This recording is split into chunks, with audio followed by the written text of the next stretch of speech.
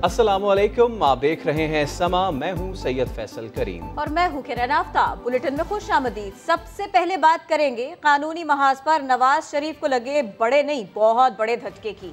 Avenfield में 10 साल, इसके अलावा अल अजीजिया रेफरेंस में 7 साल की सजाएं खत्म कराने गए थे, लेकिन इस्लामाबाद हाई कोर्ट ने सजाएं बहाल कर दी, दोनों अपीलें खारिज कर दी। अदालत ने करार दिया नवाज शरीफ इश्तिहारी होने के बाद हक़ समात खो चुके हैं। अपीलें खारिज करने के सिवा कोई रास्ता नहीं बचा।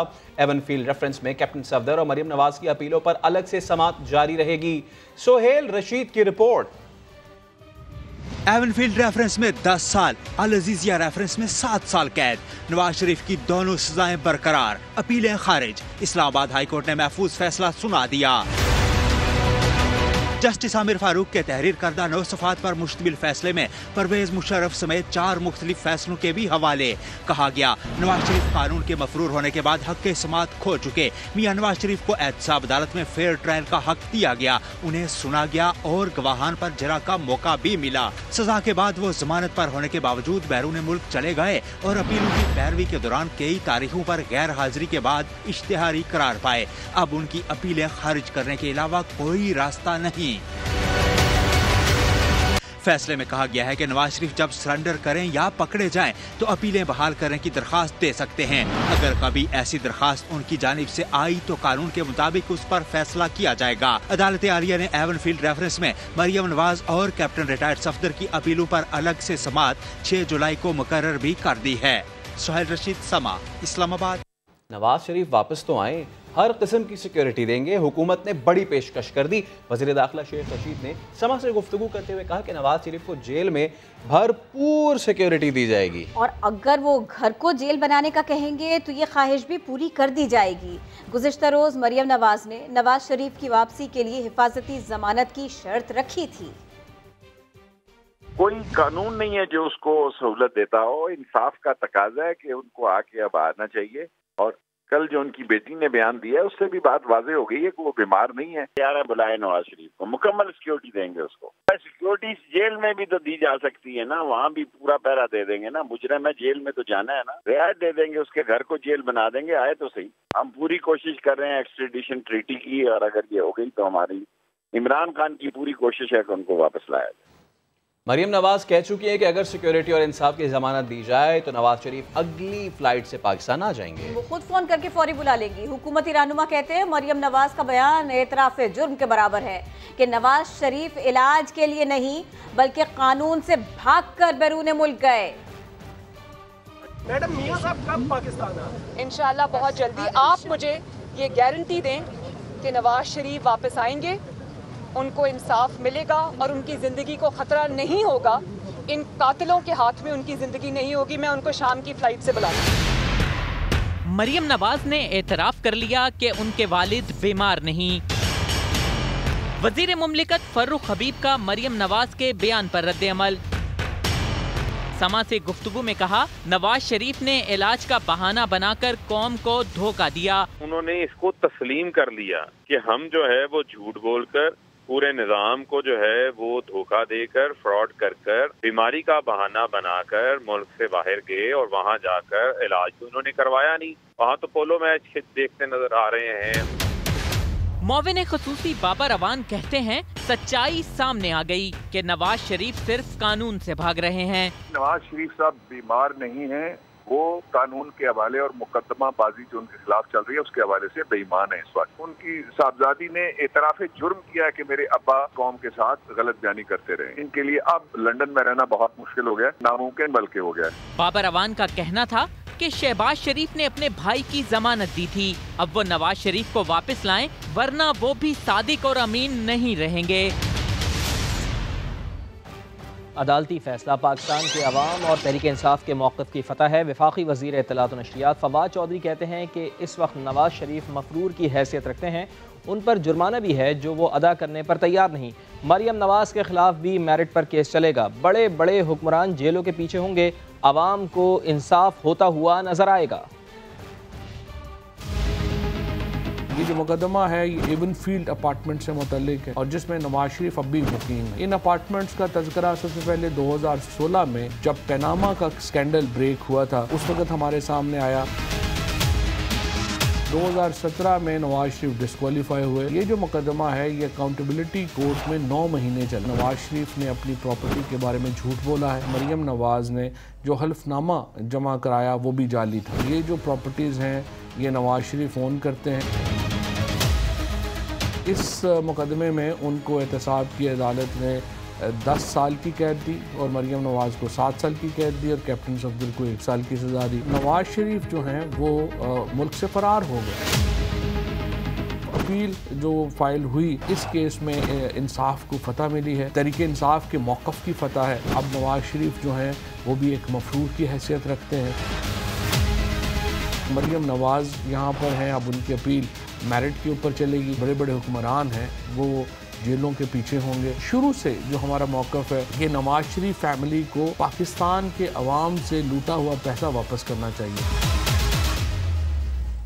बजट मंजूरी का मरहला करीब क्या आया? हुकूमती और इत्तेहादी अरकान पार्लियामेंट की तो किस्मत ही जाग गई। वज़ीर आज़म ने मुलाकातें शुरू कर दी हैं। अब जब शिकवे शिकायतें दूर करने की यकीन दहानी कराई गई तो मुलाकातियों ने भी बजट मंजूरी से में भरपूर ताउन का यकीन दिला दिया। अब्बास शब्बीर रिपोर्ट कर रहे हैं। वफाकी बजट ऐवान से मंजूर कराने के जतन। वज़ीर आज़म बजट पेश होने के 13 रोज बाद पार्लियामान पहुँचे। इमरान खान अपने और इत्तेहादियों के अरकान पार्लियामान पर हुए खूब मेहरबान। अपने चैम्बर को रौनक बख्शने के साथ मुलाकातियों का तांता भी बांध लिया। जनूबी पंजाब के MNAs अमजद फारूक खोसा, नियाज जखड़, शब्बीर कुरैशी और कासिम नून मिले। KP से ताल्लुक रखने वाले अरकान असम्बली सलीमुर रहमान, साले मोहम्मद, मुजाहिद अली, नूर आलम खान, मलिक फखर जमान, मलिक अनवर ताज, शेर अकबर खान और गुलदाद खान समेत आलमगीर खान, सैफुर रहमान, फैजुल्लाह कमोका, अकरम चीमा, असलम भूतानी और शाहिद खान से मुलाकातें। ख़वातीन अरकान आलिया हमजा, सायरा बानो और नुज़रत पठान से भी बैठक। शहरियार अफरीदी, अली जैदी, मुशीर तजारत अब्दुल रज़ाक दाऊद, मुआविन ख़ुसूसी बराए सियासी उमूर मलिक आमिर डोगर, अरकान कौमी असम्बली आसिम नज़ीर, खुर्रम शहजाद, रजा नसरुल्लाह घुमन और सनतकार शाहिद नज़ीर भी मिले। वज़ीर आज़म ने मुशीर पार्लिमानी उमूर बाबर अवान से मुलाकात में इलेक्ट्रॉनिक वोटिंग के अमल को शफाफ इंतखाबात का रास्ता करार दिया। वज़ीर आज़म ने मुलाकातों में MNAs के मसाइल सुने, हल करने की भी यकीन दहानी, जबकि अरकान असम्बली ने बजट मंजूर कराने में भरपूर किरदार अदा करने का भी यकीन दिलाया। कौमी असम्बली के बजट इजलास में ज़कूटा जिन के तस्करे। मरियम औरंगजेब कहती हैं इमरान खान के पास एक ज़कूटा जिन है जो बच्चों का दूध, आटा, चीनी, पेट्रोल, LNG सब खा गया। 2 साल 10 माह 7 दिन की कारकर्दगी, 6 दफा काबीना बदली, 4 दफा वजीर खजाना बदला, 4 दफा FPR का चेयरमैन बदला, 16% महंगाई, 50 लाख लोग बेरोजगार। ये खून चूस बजट है, ये हड्डी तोड़ बजट है। ये किसी वजीर, किसी मुशीर का काम नहीं। ये कमाल की कारकर्दगी उस ज़कूटा जिन के है जो इमरान खान साहब के पास पहले दिन से मौजूद है, जिसने कहा मुझे काम बताओ मैं क्या करूं, मैं किसको खाऊं। बच्चों के दूध, दही, मक्खन पर 17% टैक्स लग गया जनाब स्पीकर, और पेट्रोल के ऊपर 610 बिलियन की लेवी लग गई। 122 अरब की LNG खा गया, 250 अरब का आटा खा गया, 1200 अरब की वैक्सीन खा गया। रिंग रोड के 6 अरब खाने थे। इमरान साहब ने कहा अभी नवाज शरीफ और शहबाज शरीफ के बनाए हुए बहुत से मंसूबे बाकी हैं, हथौला रखें जरा। एक और जिन जिसने निजाम को मफलूज करके रख दिया, और उस जिन का नाम है अना का जिन। ये वो अना का जिन है जो शहबाज शरीफ के साथ मुशावरत नहीं करने देता। अना का जिन निजाम नहीं चलने देता, और ज़कूटा जिन बचे कुचे निजाम की हड्डियां चबा रहा है जनाब स्पीकर।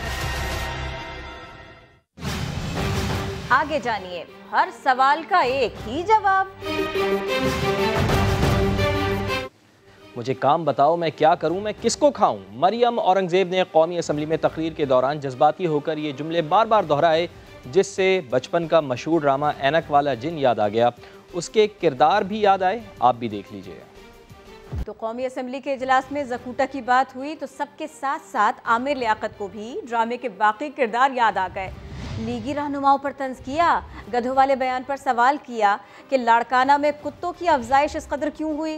फिरदौस आशिक आवान के थप्पड़ पर कादिर खान मंदू खेल को मशवरा भी उन्होंने दिया। वज़ीर आला पंजाब उस्मान बुज़दार ने मुस्लिम लीग नून की रहनुमा आज़मा बुखारी को 25 करोड़ रुपए हर्जाने का नोटिस भेज दिया। उस्मान बुज़दार की कानूनी टीम की जानिब से आज़मा बुखारी को हतक इज़्ज़त का लीगल नोटिस भिजवाया गया है। इसमें वज़ीर आला और प्रिंसिपल सेक्रेटरी के खिलाफ इल्ज़ामात को मन घड़त और बेबुनियाद करार दिया गया है। नोटिस के मुताबिक आज़मा बुखारी गुमराह कुन इल्ज़ामात लगाने पर 14 रोज़ में माफ़ी मांगे, वरना कानूनी कार्रवाई का सामना करना होगा। दूसरी तरफ आज़मा बुखारी कहती हैं जवाब के लिए आपका अदालत में इंतज़ार रहेगा। वो पेशी जब होगी तब होगी। इस पेशी का अहवाल सुनिए। ऑपोजिशन लीडर पंजाब हमजा शहबाज 25 अरब रुपए की मनी लॉन्ड्रिंग के इल्ज़ाम में FIA के सामने पेश हुए। हर सवाल का एक ही जवाब दिया कि उन्हें कुछ मालूम ही नहीं। रियाज अहमद रिपोर्ट कर रहे हैं। हमजा शहबाज की FIA में पेशी, हर सवाल पर दिया एक ही जवाब कि मैं कुछ नहीं जानता। एक सवाल पर कहा कि सियासी मसरूफियात की वजह से मुझे नहीं पता मेरे जाती बैंक अकाउंट्स में पैसे कौन जमा करवाता रहा। एक और सवाल में जवाब दिया कि FATF कवानीन और एंटी मनी लॉन्ड्रिंग कानून से मुतल्लिक इल्म नहीं, इंसदादे करप्शन एक्ट 1947 से भी वाकिफ नहीं। तफ्तीशी टीम के पूछने पर हमजा शहबाज ने कहा सलमान शहबाज और रमजान शुगर मिल्स के मुलाजमीन बैरून मुल्क क्यों गए मुझे मालूम नहीं। हमजा शहबाज ने तफ्तीशकारों के सामने कहा वो रमजान शुगर मिल्स के चीफ एग्जीक्यूटिव रहे हैं, लेकिन चपरासी और क्लर्कों के अकाउंट्स में पैसे कौन जमा करवाता रहा ये नहीं जानता। बेशतर सवालात पर उन्होंने कहा उनका जवाब मेरी कानूनी टीम देगी। पेशी के मौके पर लीगी कारकुन भी FIA के दफ्तर के बाहर पहुंचे। नून लीग पंजाब के डिप्टी सेक्रेटरी इतलात अता तारड़ ने कहा FIA को सियासी मकासद के लिए इस्तेमाल किया जा रहा है और ये बिल्कुल वही केस है जो नैब ने अक्टूबर 2018 में जिसकी इंक्वायरी का आगाज़ किया था। नैब ने असासों की छानबीन के हवाले से केस बनाया अक्टूबर 2018 में और 3.25 साल होने को आए हैं, अदालत में एक धेले का सबूत नहीं दे सके। पेशी के मौके पर पुलिस ने सिक्योरिटी के सख्त इंतजाम किए और टेम्पर रोड को आम ट्रैफिक के लिए बंद रखा। कैमरामैन खाबर महमूद के साथ रियाज अहमद, समा, लाहौर। आमदन से जायद असासा केस में जेर हिरासत लीगी रहनुमा ख्वाजा आसिफ को रिहा कर दिया गया। जेल हुक्काम वजीर ख्वाजा के रिहाई का परवाना लेकर जिना अस्पताल पहुंचे, ताहम डॉक्टर्स ने उन्हें मजीद कुछ रोज़ अस्पताल में रहने का मशवरा दिया। ख्वाजा आसिफ की रिहाई पर कोई लीगी रहनुमा मुबारकबाद देने ना पहुंचा। आला क़यादत की जानिब से भी कोई राब्ता नहीं किया गया। ख्वाजा आसिफ ने शिकवा किया कि जेल के दिनों में भी कोई मिलने नहीं आया। MQM के वफ़द की वज़ीर आज़म से मुलाकात, कराची के मसाइल और सिंध हुकूमत की जानिब से शहरी इलाकों के साथ इम्तियाजी सलूक का दुखड़ा सुना दिया। वज़ीर आज़म ने कराची में विफाक के जारी मनसूबों की तकमील और नए ऐलान शुदा मनसूबे जल्द शुरू करने पर जोर दिया। कहा हुकूमत शहर कायद के लोगों के मसाइल के हल के लिए कोशा है। अब्बास शब्बीर की रिपोर्ट। खालिद मकबूल सदीकी की क़यादत में मुत्तहिदा कौमी मूवमेंट के वफ़द की पार्लियामेंट हाउस में वज़ीर आज़म से मुलाकात। कराची तरक्याती पैकेज पर बात, सूबाई हुकूमत के इम्तियाजी सलूक और कराची के बासियों के मसाइल इमरान खान के सामने रख दिए। वज़ीर आज़म ने हमेशा में बड़ी तवज्जो से सुना है। फिर ख़ास तौर पे हमने कहा है ऐसे इक़दाम किए जाएँ वो लोग जो ख़तरा गुर्बत से नीचे ज़िंदगी बसर कर रहे हैं, मरते मरते ज़िंदगी कर रहे हैं, जीते जी मौत का जहर पी रहे हैं, उनके लिए फौरी तौर पर कुछ इक़दाम किए जाए। वज़ीर आज़म ने कराची में जारी वफाकी तरक्याती मनसूबों की मुकर्ररा मुद्दत के अंदर तकमील और नए ऐलान शुदा मनसूबे जल्द शुरू करना हुकूमत की अवलीन तरजीह करार दिया। तनख्वाहदार तबके के ऊपर इस पे जो 10 बिलियन का एडिशनल बर्डन डाला गया था उसको हटाया जाए। कराची के जो डेवलपमेंट फंड्स हैं वो लग सकें सिंध हुकूमत की ज़बरदस्ती के बावजूद। और जो गैस की लोड शेडिंग वहाँ सनतों पे हो रही है, जिससे सारिफ मुतासर है, सनतें मुतासर है, महंगाई होगी, इन चीज़ों पे बात हुई। वज़ीर आज़म का कहना था कि मौजूदा हुकूमत कराची के लोगों के मसाइल के हल के लिए इक़दाम कर रही है। NFC अवार्ड के मुताबिक फंड्स की बरवक्त मुंतकली को यकीनी बना रहे हैं, मगर सिंध हुकूमत की तरफ से सूबाई फंड्स की मुनसिफाना तकसीम भी जरूरी है। मुत्तहिदा रहनुमाओं ने बताया कि वज़ीर आज़म आइंदा माह कराची का दौरा करेंगे। सिंध असेंबली का बजट सेशन एक बार फिर हंगामा आराई की नजर हो गया। तकरीर के दौरान MQM अरकान ने एहतजाज किया। इजलास कल तक के लिए मुलतवी कर दिया गया। संजय साधवानी रिपोर्ट कर रहे हैं। सिंध असेंबली का बजट इजलास, MQM अरकान स्पीकर डाइस के सामने आ गए, शोर शराबा किया, प्ले कार्ड्स उठाकर कराची का हुकूक दो के नारे लगाए। इस दौरान स्पीकर आगा सिराज दुरानी ने 15 मिनट के लिए इजलास मुलतवी कर दिया। 15 मिनट नमाज का ब्रेक। बजट इजलास दोबारा शुरू हुआ तो MQM अरकान ने फिर एहतजाज किया।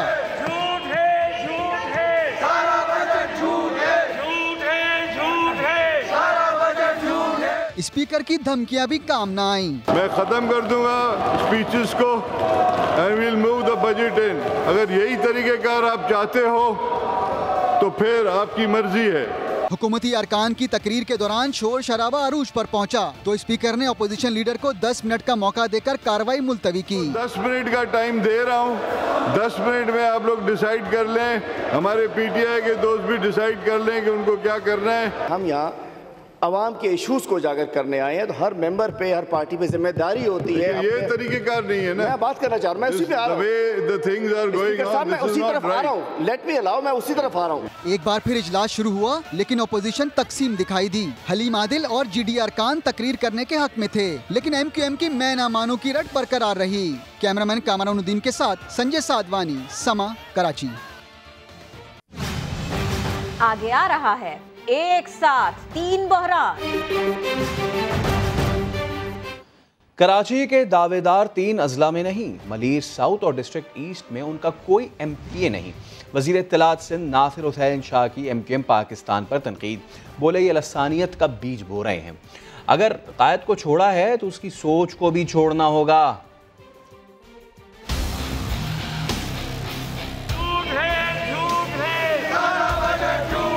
ये जो कराची के दावेदार हैं, ये 3 डिस्ट्रिक्ट में तो है ही नहीं। इनका एक MPA साउथ में नहीं है, इनका एक MPA जो है मलीर में नहीं है, इनका एक MPA जो है ईस्ट में नहीं है।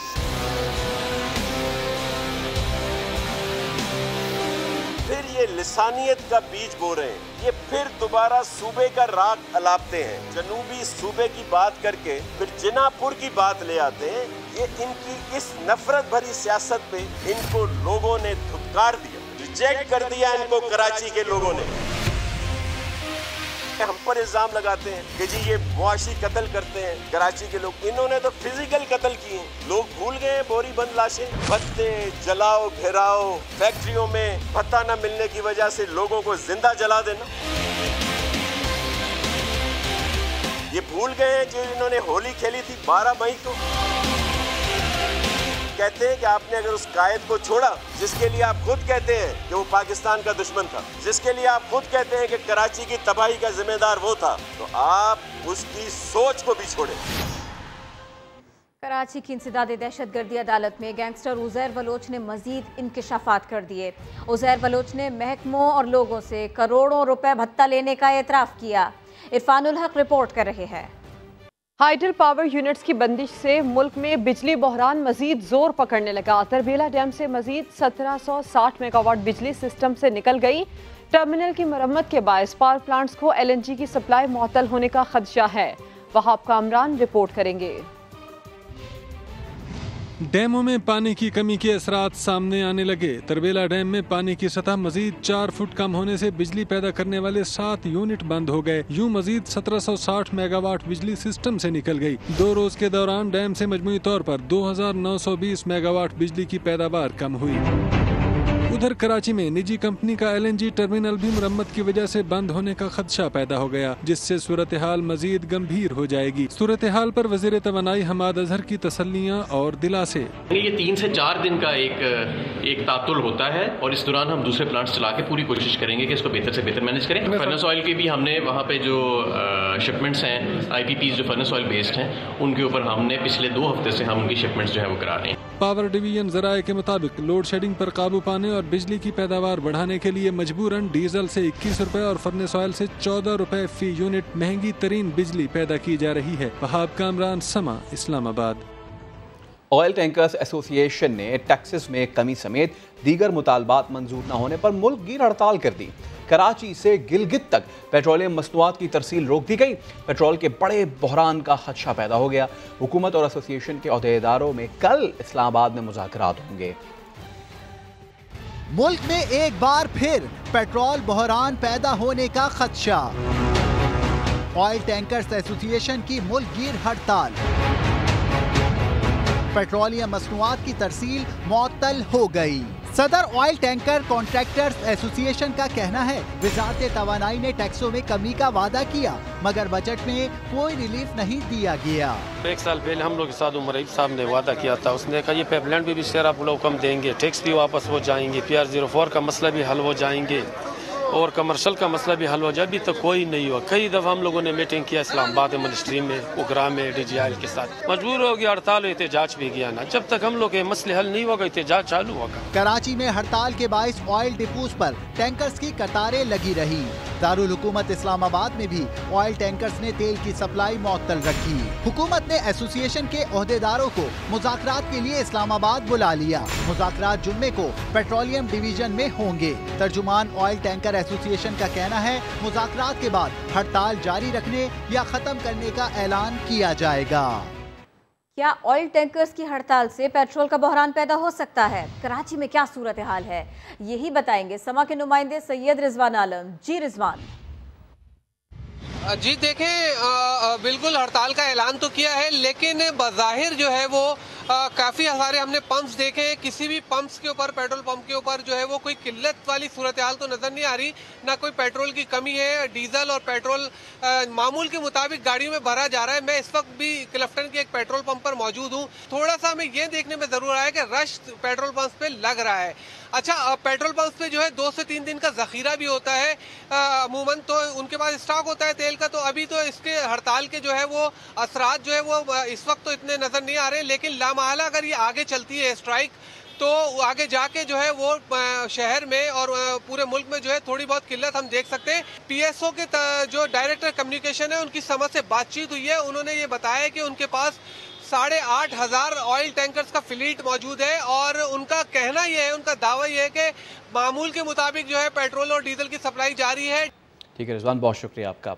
जौहर टाउन धमाके की बात करें, इसमें मुमकिना तौर पर इस्तेमाल होने वाली गाड़ी बाबू साबू नाके से शहर में दाखिल हुई। पुलिस एहलकार ने चेकिंग के बाद गाड़ी को जाने भी दिया। बारूदी मवाद कहाँ नस्ब किया गया, तफ्तीशी इदारों ने खोज लगाना शुरू कर दिया है। जहांगीर खान की रिपोर्ट।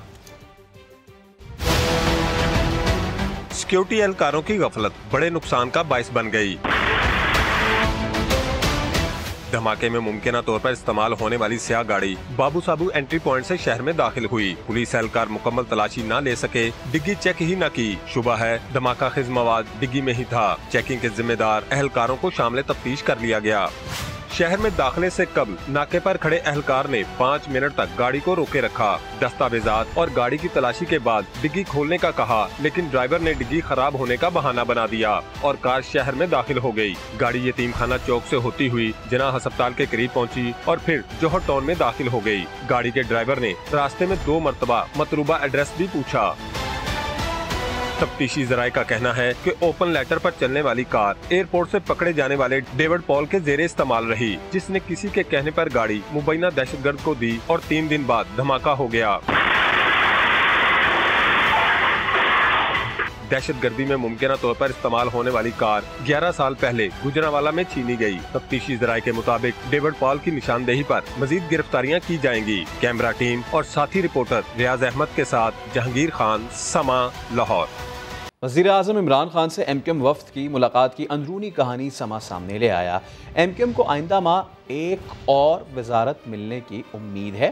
बात करेंगे अपने नुमाइंदे अब्बास शब्बीर से। अब्बास बताइए, कौन सी वजारत ज़ेरे गौर है? देखें, इत्तेहादियों की मुलाकात हो वज़ीर आज़म से और वजारत की बात ना हो, ऐसा नहीं हो सकता, क्योंकि तमाम इत्तेहादी वजारतों की डिमांड करते हैं। और आज भी MQM के वफ़द की वज़ीर आज़म से मुलाकात हुई है, तो उन्होंने इनफॉर्मली ये बात की है कि आपने हमसे वादा किया था, लेकिन इस टाइम पर हम ये बात नहीं करेंगे। लेकिन बात उन्होंने कर दी वजारत की। मरदमशुमारी पर भी वज़ीर आज़म से तफसीली बातचीत हुई है। अगले इलेक्शन में नई मरदमशुमारी के साथ होंगे। वज़ीर आज़म ने MQM को ये यकीन दहानी करवाई है कि 14 माह के अंदर मरदमशुमारी का अमल मुकम्मल कर लिया जाएगा। और बजट में मरदमशुमारी के लिए 5 अरब रुपए रखे गए हैं। जदीद टेक्नोलॉजी के साथ मरदमशुमारी की जाएगी।